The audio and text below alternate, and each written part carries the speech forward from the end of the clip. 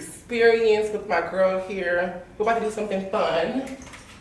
And so for starters, I'm just gonna braid her hair down to 10 to 12 braids just to make the foundation flat up underneath it. Yada, yada, yada, yada, yada. Look, just pay attention.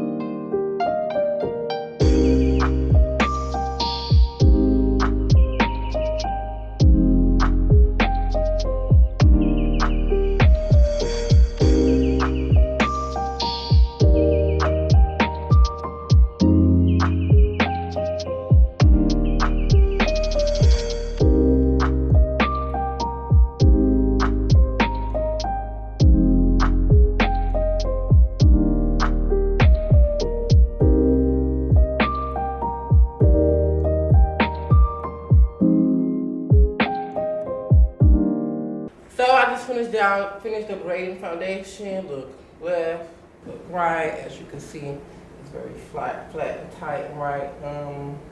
We're gonna put on the wig cap here in a second, but right now I'm gonna customize the wig behind camera. So yeah.